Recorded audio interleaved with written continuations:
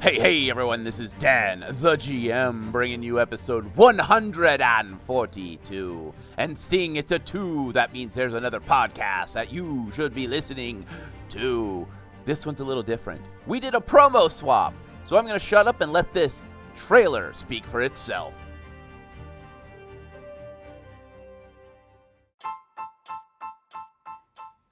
Welcome to the podcast that wouldn't die. I'm your host, Kevin. With me, as always, is Aaron. What up, what up? Each week, we'll explore the classics of the horror and sci-fi genre with a little comedic twist. We will ask those important questions like, why don't they get out of the haunted house the first time they see the ghost or the demon? Why do people feel like, hey, there's been a spooky disappearance, but I'm going to investigate myself, even though I have no investigative background? Or, why didn't I realize I was dead the whole time? These important questions and many others we will get to the bottom of. So check us out each week at the podcast that wouldn't die. Be there or be square. That's right, my friends. You just heard their quick little promo trailer. If you want to get in contact with them or if you want to catch their show, you can find them on the Twitterverse at Podcast, TWDID. That's right. All those links and more will be down in the episode description. So if you catch them in the Twitterverse, let them know that you found them through What the Dice. Now, enjoy this week's episode.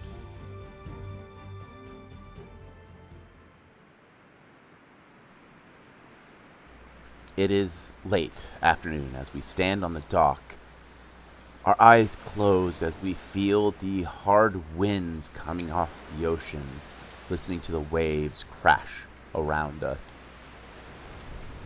It's nice and peaceful, though the winter chill is still clinging like an adventurer gone wrong. We breathe in the salt air once again and we smile, as the storyteller's voice comes from behind us. Well, me friends, it seems as if it's not just I who enjoys the sting of salt after a long winter.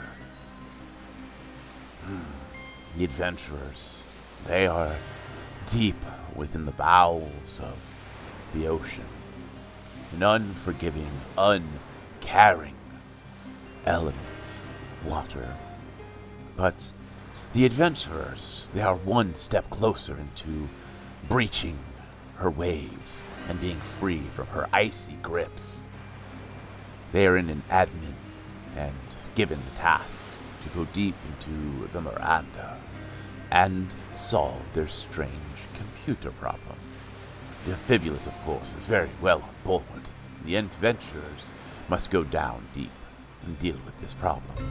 With the promise of turrets won't hurt you, the adventurers must hold true to their deal.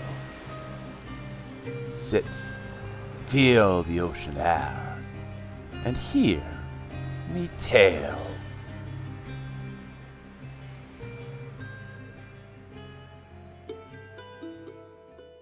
In the last episode, y'all had a chance to deal with the scientist and the administrator, who is a hoity-toity elf who talks like she doesn't belong here. Da? And as you were given your mission to go get some power to some machinery, the scientist that spoke to you earlier in the Maranda kind of gave you some information and a gun to help you use the chemicals without risking addiction. After the enforcers lowered the wall and you stepped inside, you now have to deal with finding and powering up these strange electrical engines. So, you guys are in this strange, massive room with thick wires that are as thick as Fibulus' bicep dangling down. You don't see anything sparking, but you hear this very, very low hum of electrical energy. What do you guys want to do? Well, we have to investigate the giant battery in the room, I guess you could say. So she's gonna look at Defibulus to see if it's broken and he needs to repair it, or if they can just walk up and zap it. Well, let's see how this one works. I'll follow you. Did they say if there was any security in here we needed to be mindful of? They said there was turrets, but these little badgy things, as she motions to whatever she attached to her chest, that should protect us. That does not look like it would stop a bullet. I think it's kind of like, remember when you walked into the room and flashed that, I think they called it a badge, or Oh, right. thing? Right. I think it's like that. Defibulus will cautiously approach the engine. Yeah, well, Kalila will be watching for turrets dropping out of the ceiling for him. As you approach, you see computer panels that are barely lit up. You see a couple wires that look like they might be damaged, but upon closer look, they are intact and well. It looks like this is more of like the last piece of the puzzle, because it's showing two other icons that have like a 0 battery. Like it's got a battery icon with no bars on it.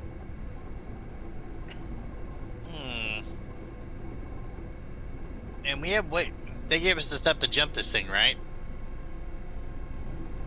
Kalila's gonna look around for that, said it was by computer 2 or whatever, and that there's a storage of them. She's gonna look around for that thing. You don't see any label. She said engine 2, but you don't see any labeling. But you do see, as you're looking around, written in large letters above, it says main power for the engine that you're at. Well, this one says main power. We should have some. They said there was plenty of those sparky things around here, but she did give us two fire and 3 spark. So she'll hand the vial of spark and the, well, lack of a better term, gun to Defibulus, going, show me how to use this thing. Defibulus will study it real quick to make sure he knows how to use it. Knowledge engineering. 21. With a 21, you look at the gun and stare at it, and you see, okay, well, clear that this connects to this, and here's the trigger. It has a strange little prong thing at the end that you don't know what that does, but you probably don't want to point it at yourself if it acts like a gun. Then you see in the back where the cylinders will actually twist and lock in, and then you see a little twisty gauge. It says 1, 2, and 3. I think I pretty much have an idea how this works. She'll let him figure it out. Did she say where in the engine to zap it with this stuff, or no? Nope. Tap his little ear thing. Hello? Hey, yeah, what's up? You already need help? You guys just walked in there. Well, no one exactly told us where you want us to stab the thing and turn it back on with this jolty stuff. It's gonna... That gun's gonna act like if it was attached to you, so just point it at the system itself. As long as you power them up in order, you shouldn't have any problems. Is there a certain order that we need to do that? Like the main one first, or like the other ones first? So you're gonna want engine 1 first, then you're gonna want engine 2, and then you're gonna power up the main. See, that is backwards. If you power up the main, it might do a feedback and we may not be able to get any power. So, power them up in order and then turn on the main. Gotcha. Yes. Kalila's muttering under her breath, you say these things like it's natural to us. Alright, this big thing I'm guessing is the main engine? Yes, it says that up there as she points to where it says main engine. He'll crane his head back. Oh, yeah, it does. How about that? Why would you put something up so high that people have to crane their head to see? Maybe they're taller than us? I don't know. The elf was slightly taller. Alright, let's go find the other engine so we can figure out the order and fix this. We have a doorway to, well, what will be for Kalila, it's the southwest to the right, or the thing's directly in front of us. There's 2 hallways, which is to the southeast. Southwest. She looks back at Faye. Faye shrugs and says, I mean, we could also divide and conquer. You want to take Hugin and Mugen with you? I mean, dividing and conquering is how we get ourselves into trouble. Especially with technology. Not that I'm prone to play with any of it, but I can make some observations and report back what I see. And I don't anticipate running into anybody or anything that would give me any trouble. They did say the only thing that should be a bother in here is turrets, and they don't expect any of the addicted up here, so in theory it's safe? They also didn't expect Psycho to be able to get around half the places he was and do what he did, but he did. Psycho is a nice shiny skeleton without a skull now, so... Yeah, but that still doesn't disprove my point that these guys don't seem to have a full clue on what's going on around here half the time. And they don't tend to tell us everything unless it's need to know, so maybe there's something they don't think we need to know in here. That, and it'll prevent us from making things explode, because the last time, especially when Clyde separated from us, we blew up a building. I would like to be very, very far away from the explosions, yes. So making sure come with us, make sure we don't blow things up. Y'all are so bad for my mental health. Alright, let's go. Lila's just gonna have a big old toothy grin on her cat face as she heads towards the southwest door. As you head towards the southwest door, the door is closed and it says Engine 2, low power, unable to open door on text on a small screen to the left of it. I found Engine 2. Alright, we need to go find one. I guess it's in the other doorway. To the other side. New. Zooming across the map. As you guys are walking around, every now and then you'd hear the sound of a camera moving and watching you, which you would expect, seeing that the scientists are watching you. This door, as you approach, opens up, and you can feel a cold chill run down your bodies as the room hallway is filled with this misty, almost snow-like air. You can see your breath, and you can see a couple of the camera's lenses have frozen over. Hey, scientist lady? Yeah. Is this hallway supposed to be snowing in it? If the environmental controls went haywire and it set the thermostat too low, yeah, it might be cold enough to create snow. I can't see that particular room on my cameras. All the cameras are shorted out. Yeah, they're covered in ice. Okay, then. Alright. Well, try not to have too many snowball fights without you. No, you can have all the snowball fights you want. I hate the cold. So bring you back some snowballs so you can throw it at the other scientists? I might get fired for that. What are they going to do, send you home? Yeah, true. I don't know if they would survive that long, but enjoy your snowball fights? Kalila is quietly making plans in the back of her mind to see if she can, like, use her claws to shave off some, like, things and make a snowball if she goes in there. Like, is this cold enough? This hallway cold enough to cause us problems going through, or it's just that cold? Have you ever walked outside in 0-degree weather? Yes. That's what you're walking into. Like, the ground, there's literally a thin layer of ice and snow that is crunching as you are walking. Hey, why don't we try one of the fire ones and melt this? I mean, we could. I was just gonna go sliding down the hallway. Kalila's going to raise her foot paw and show off that there's nothing. She doesn't have shoes. You can ride on Faye's back? What am I, a pack mule? Well, I mean, you're the second tallest person here, and it would be really weird for a taller person to be riding on my back. That's just silly. Too bad we don't have Clyde and a shield. Do we have any shields in the bag of holding? No, we don't. We You left them. sure? We left them back at the home base. Ugh. Clyde was really weird with his shield. He didn't like letting us play with them. It would have been perfect. We could have gone sledding. Yeah. Alright, let's go.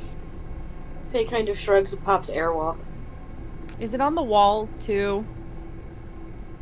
There's ice on the wall, but it's more of a thin layer. How slick is this? Is the ground by the way? Anyway. It's like walking on compressed ice and sleet, so it crunches under your feet. It's a little slick, but as long as you're not running, you won't slide. Is it so cold that I'm going to take damage walking on it, or is it just going to be cold on my paws? It's going to be very cold on your paws. It's like walking on snow in 0-degree weather. It will be painful, but not cause harm. Oh, Kalila, Hmm. you have some furs, don't you? Yeah, I was just about to go digging for my furs and wrap my feet in some furs. We just need to make you like some functional cat-style boots. Yeah, but then I won't be able to climb as effectively. These claws have a purpose. What about getting a pair of cat boots to wear? Yeah, we'll have to look into it when we return back to, the normal land. You know, find you a giant predatory cat creature that wants to eat us. We'll blast it, get its feet, and you can wear its feet. She's just gonna wrap her paws in some leather and then go skidding across the ice. As you make your way further down, every now and then you'll hear a camera try to turn, and you hear the ice cracking underneath it before it gives up. At the end of the hallway, you see a clear blue ice wall that is blocking your path. They have a big thing with ice in the hallways here. I mean, it is an effective way to stop anything from coming down the hallway. Yeah, shoot 'em up. Try out the new gun thingy. Yeah, Defibulus will load a fire cartridge into it. As it locks in place,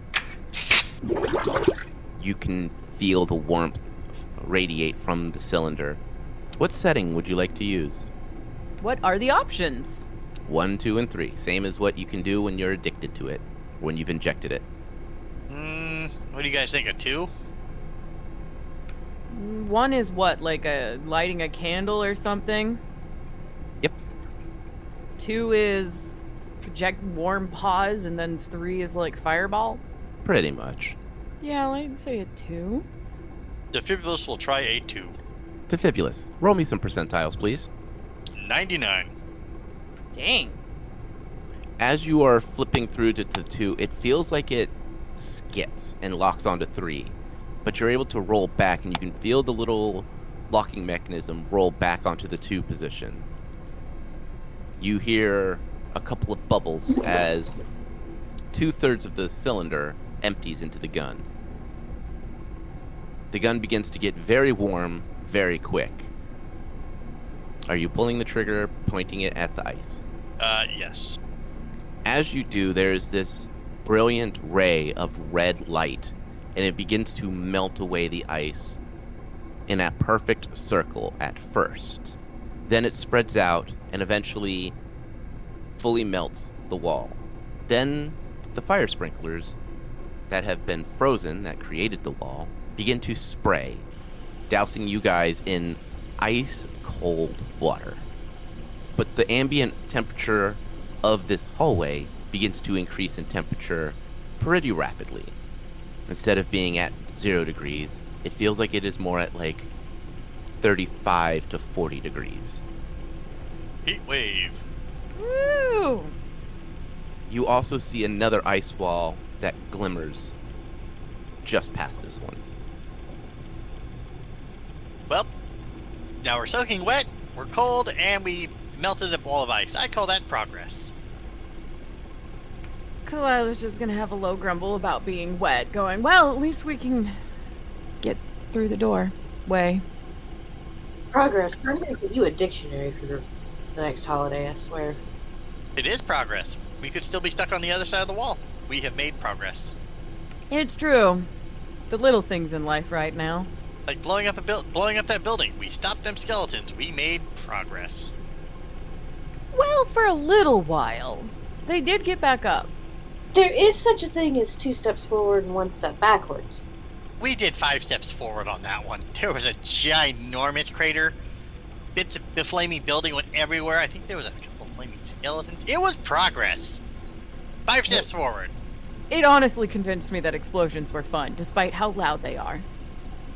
So what's in this little, like this black wally thing that's next to Defibulus? That is a wall that has been welded shut by enforcers. You've gotten to the point where you're recognizing their technique. But both ice walls are melted? Only one is melted. Shall we try the last third of the cylinder and see if it'll melt this wall? Yeah, let's give it a try. It should at least make enough of a hole for us to get through. All right, well, Kalila will stand back and let Defibulus take another whack at it. As Defibulus is futzing with the gun, Kalila and Faye, you hear the sound of fists on heavy glass. And as you slowly turn, you can see the elevator behind you is there. And there are addicted that are stuck inside that look like they have been stuck inside for a while. And they are hammering at the glass, trying to break it to get to you. The glass isn't cracked or damaged in any way, but you can still hear their groans and hisses as they are constantly hitting the glass. Well, that's unnerving. Hey, scientist lady. Mm-hmm. You know you have one of those tube thingamajiggers with a bunch of angry people in it, pounding on it? Yeah, we sealed up that elevator when we realized Psycho was using it to come up and down. You know there's a bunch of them still in the elevator right now, very angry. Very hissy, too. They can't get out. That thing is rated for a small explosion. Bet you I can blow it up. I wouldn't suggest that. Defibulous' job in the future, testing out blast ratings on things. That would be his ideal job, for sure.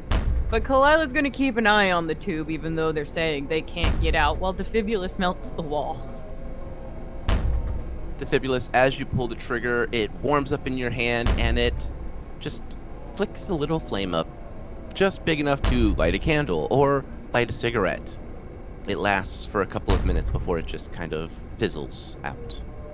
He'll eject the empty cartridge now and put a new flame cartridge in. Same thing happens as you lock it and place it. You hear the as it loads up. What setting would you like to do? We'll do it 2 again. And make sure it stays on 2. You futz with it a couple of seconds, and I need you to roll percentiles. 51. You mess with it a little bit. You feel it click past the 2 into the 3, and then you roll it back and lock it back onto the 2. As you pull the trigger, it happens again. This perfect circle of heat radiates out, melting a perfect circle in the middle. And then after a moment or two, the wall melts around it, and the sprinkler system triggers. And you are now more wet. Well, just look at this guy's. Like this guy's. We don't have to take a shower later. Yeah, at least you got a point there. I have many points. And most of them go boom. No, most of my logic you say is pretty sound. I meant at the points of your gun, they go boom. Oh, Anyways. the bullets you mean, right. Yeah. They go blam, not boom. If they go boom, I have a big problem. All right, blam. Although Remember the technical terminology. exploding bullets would be kind of fun to shoot at people. How would you get it out of the gun without it exploding? Well, Right? I don't know, but I'm sure it can be. I'll have to ask the people here. I'm sure they have exploding bullets.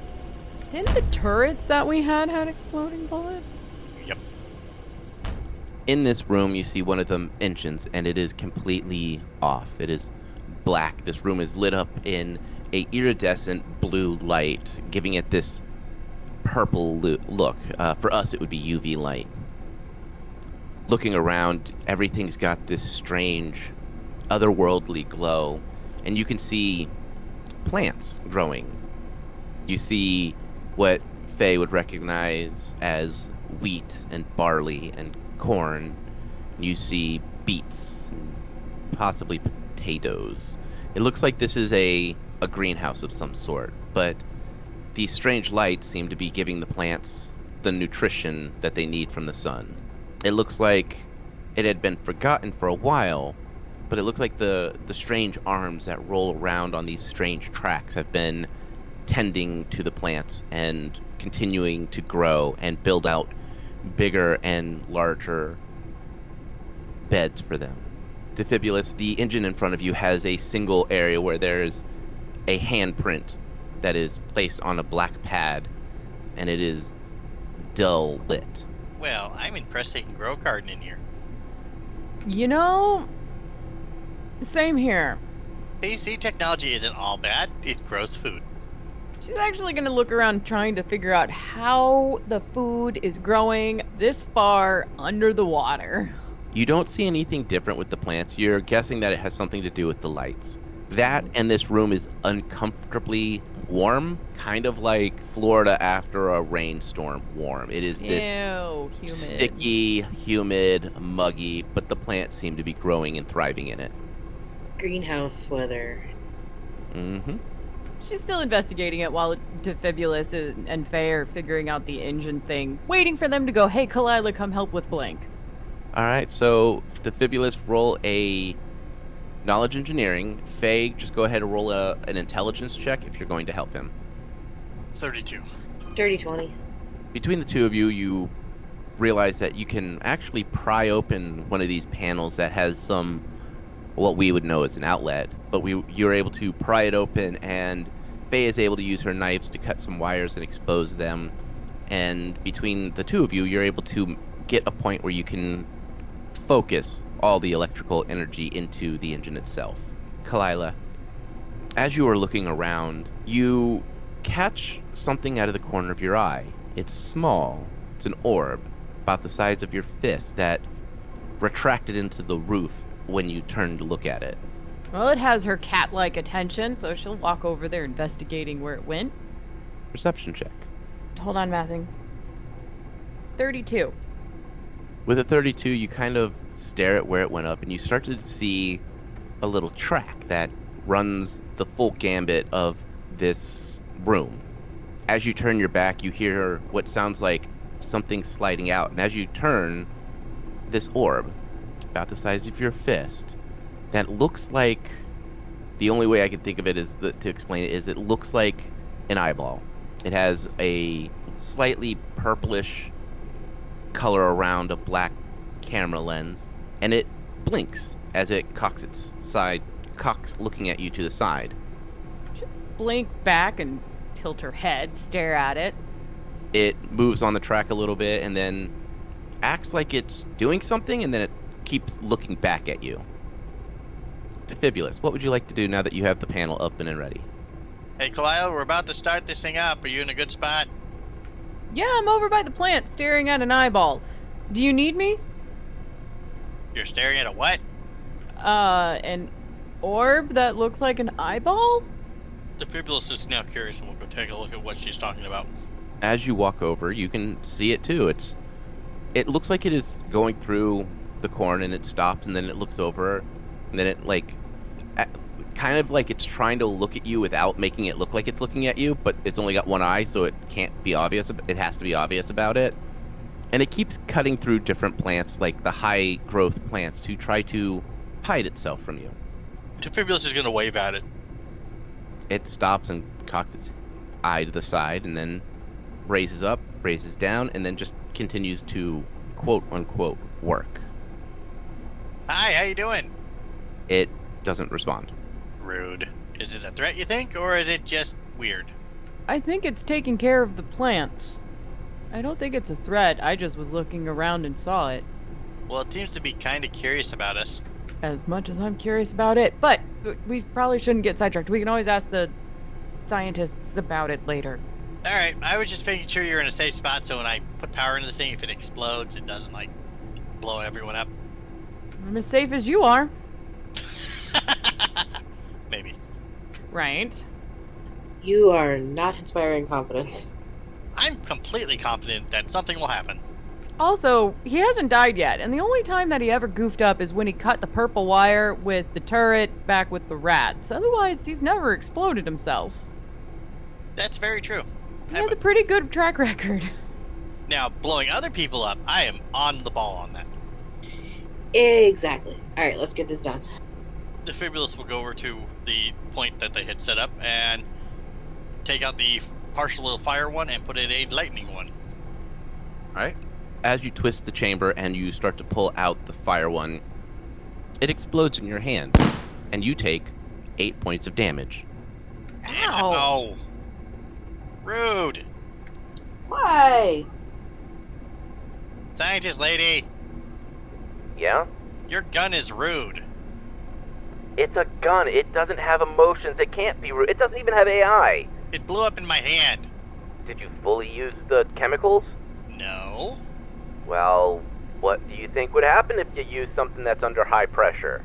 You didn't specify this to us. You look like you knew how to handle it. You carry a freaking gun. Yes, I do carry a gun, but my gun does not blow up in my hand when I take a bullet out of it. Okay, fair. Yeah, you want to make sure you fully use whatever's in the chemical chamber.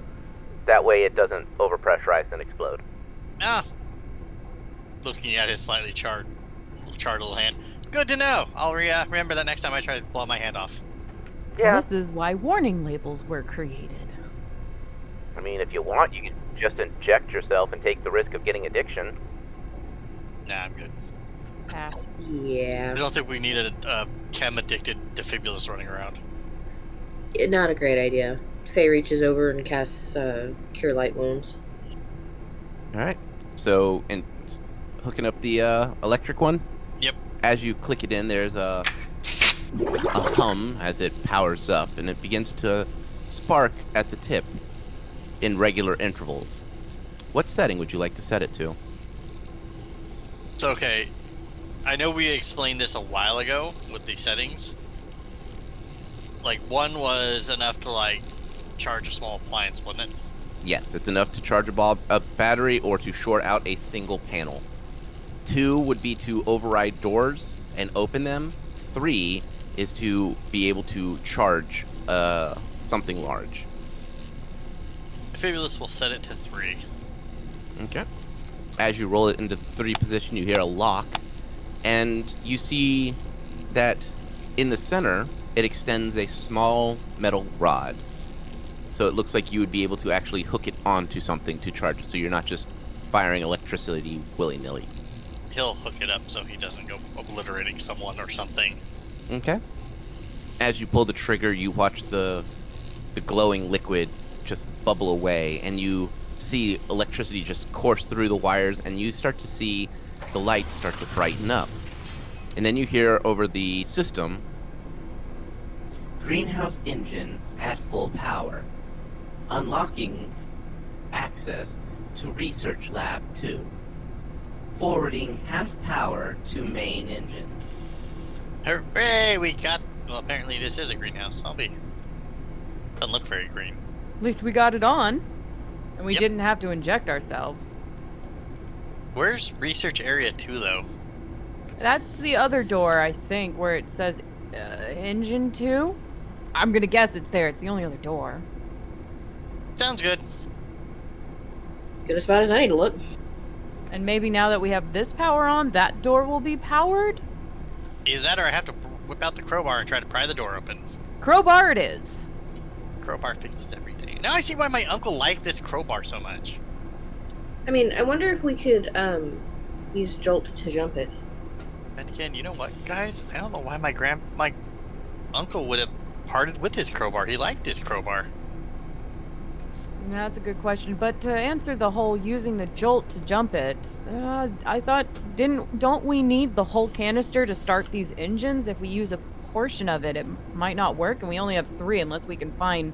As Kalila then suddenly looks around this room to see if she can find more spark. Or whatever. Jolt, whatever it's called.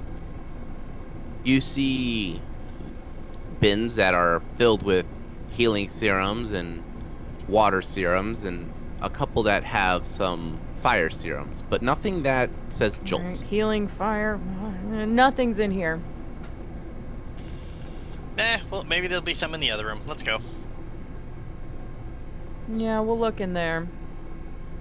As you guys approach the door for engine room 2, it is pried open just enough that, Defibulus, you're right. You will need to use the crowbar to open it. It looks like it had slipped off the track at some point.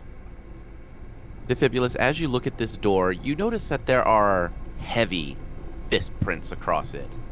They're bloody and dry, and they look like they have been there for a long, long time.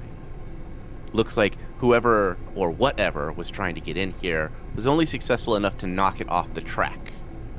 But only just enough. Guys, something really big was punching this door a while ago. From the inside or our side? I would say our side, because it looks like it hit the door with enough force it knocked it off the track. Well, it could have been. They did say the enforcers were in here at some point. Maybe it punched it? But I thought the enforcers used big, heavy metal hand thingies. This has got dried blood all over it. Lila's just gonna take out her bow. Well, there's nothing in this room or the other room. And if you said it was punching it from our side, how could it be on the other side? Or do you think it punched it open and then closed the door? Hey, science lady. Mm-hmm. What's really big and punches doors with giant hands and leaves bloody knuckle prints?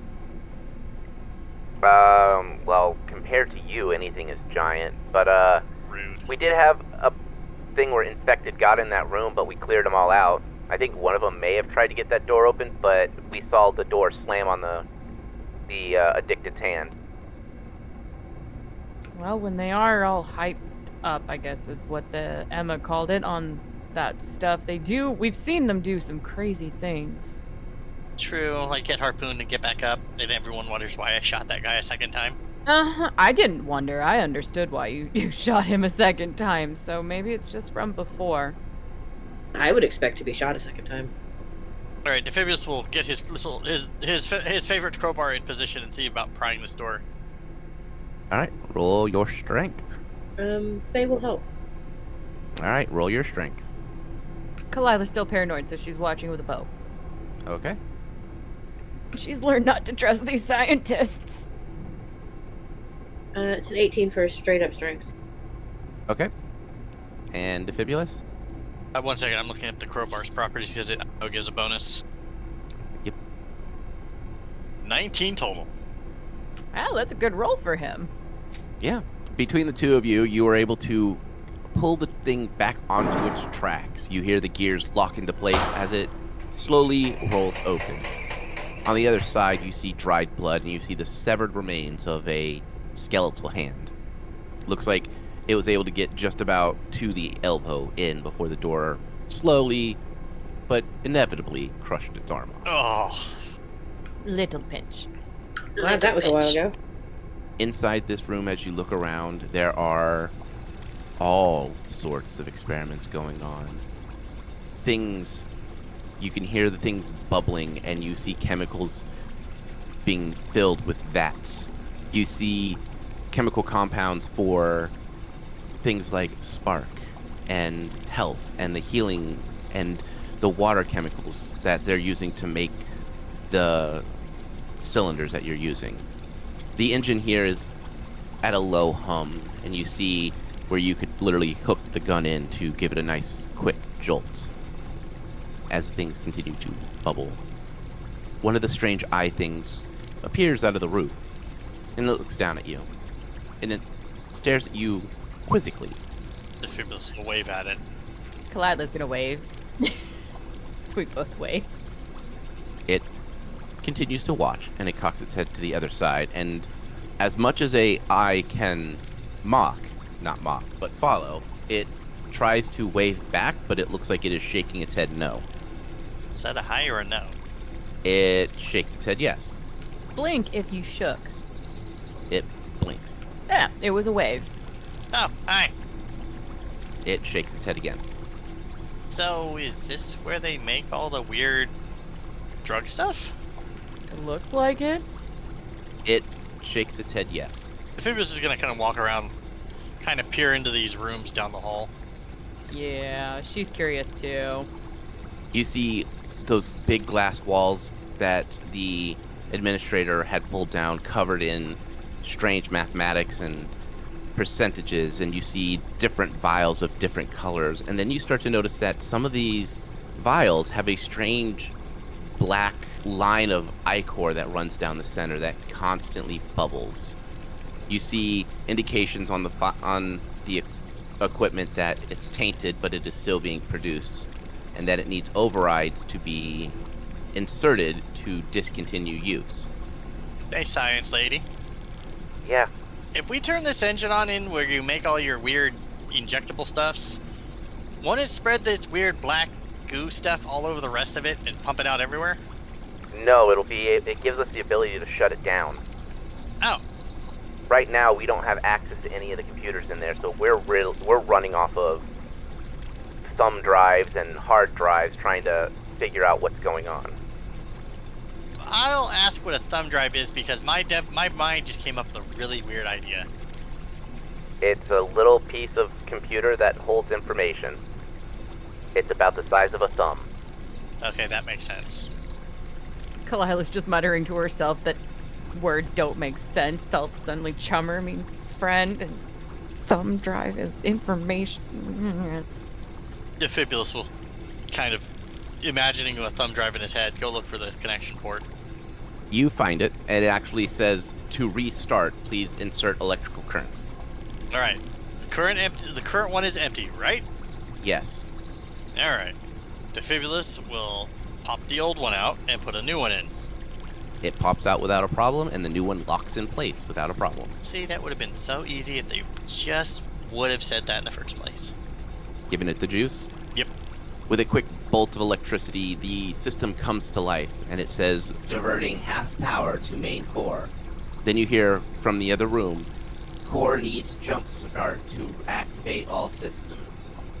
Right, and we are now out of electrical one, right? You should have one more left. Okay. Yeah, we had 2 fire and 3 electricals. Oh, okay.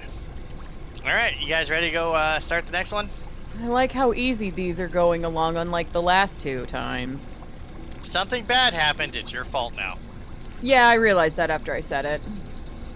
At least the company is better. Faith gestures at the little eyeballs out of the ceiling. I do enjoy the floating eyeballs. Well, I guess they're not floating. Yeah, but... it's on like a like a machine arm. Definitely better company than the Addicted. At least it's not calling me little birdie.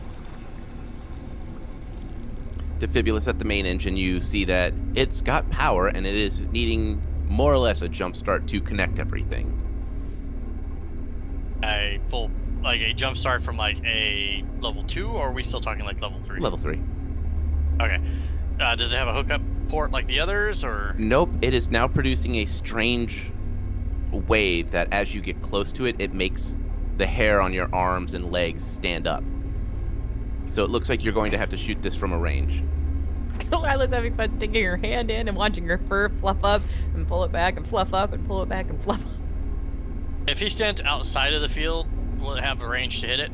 Yes. Alright, he will stand outside of the range of the field and then tell everyone to stop sticking appendages in the field when he jumps us. Stop. With a quick bolt of electricity, the system powers to life, and you hear over the intercoms, the Maranda is at full power. Connecting to Matrix. Intermatrix connectivity connected. Connecting to Maranda AI. Error. Error. AI not found. Running backup. Backup connected. There is a garbled sound as you hear Project Freya now online. Hooray! Goliath's gonna look over at Defibulus and Faye going, why did the scientists need us to do this? This was remarkably simple. Easy. If something goes wrong, we were expendable. I can't say that I like that. You hear in the intercom, yeah, that's literally why the administrator hasn't sent anyone, because all the scientists have quote-unquote important work. Why couldn't you send one of your enforcers then to do this? They're not smart enough. They follow orders and can protect. That's about it. If there was any... They know how to weld doors. Yeah, but that's just running a hot piece of steel down a hot piece of steel. I mean, that's not brain surgery. They didn't know if there was anything that needed to be repaired, like actual like wires or anything like that. Oh. But the ice wall is down. You guys should be able to get back to the main hub. We'll be waiting for you. Kalila is still very confused, but does not like the idea of expendable, but is like debating to herself about it. As you walk into the main room, the scientists are all clicking away faster as you see more systems are back online. The administrator walks up and she's like, very, very good. You connected everything, and without killing yourselves. That's much good. Any problems? No. Nope, just a slight lack of information on something, but nothing minor. Well, I have one more thing for you to do. There is a stairwell that is well hidden. You will be taking it down, and you will be going all the way down to the core. And she produces a thing that is green. It's about the size of Defibulus's torso. It has got all sorts of like spiky metal bits and black triangles and stuff like that. And she goes, you will be going into the main core, and you will be switching this one out for the one that is in there.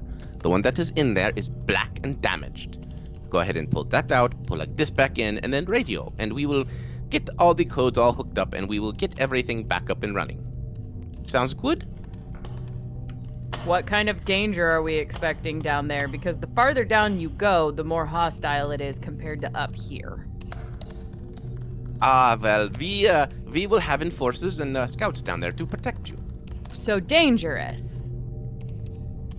Oh, just a few hundred addicted, but they will be outside the wall. They will not be able to get in. Door will stay closed.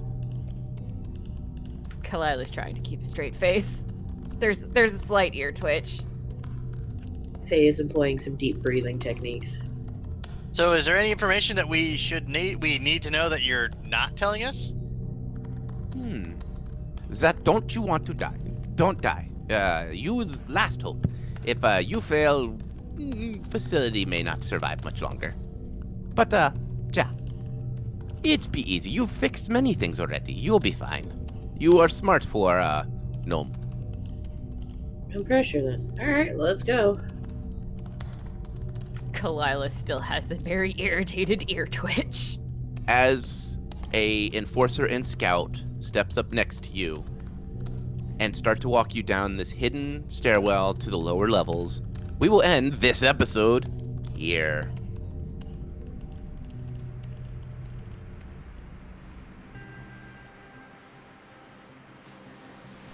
Well, well, well. It seems as if the adventurers have finally reached the last step.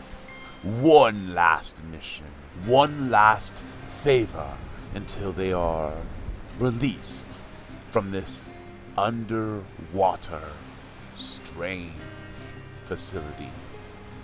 They have jumped through all the hoops, they have ran the gauntlet, and they have done all that is asked of them. But there is still one last thing to do. Head into the depths of Hades and face down hundreds of the addicted. How will they survive? What help will happen once they are down there? Is this a trap? Well, I know, my book knows, and you will find out the next time we speak.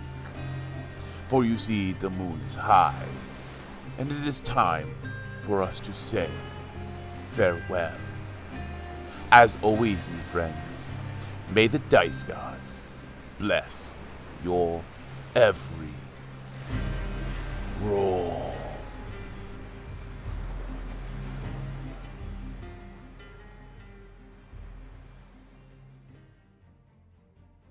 We here at What the Dice would like to thank Paizo for creating Pathfinder, Epidemic Sound for our music, as well as Sirenscape for our sound effects. If you would like to reach out to us, you can do so on Facebook at What the Dice Pod, Twitter at What the Dice Pod, and of course email whatthedicepod@gmail.com. And if you liked our little adventure, please share us with your friends and rate and review us.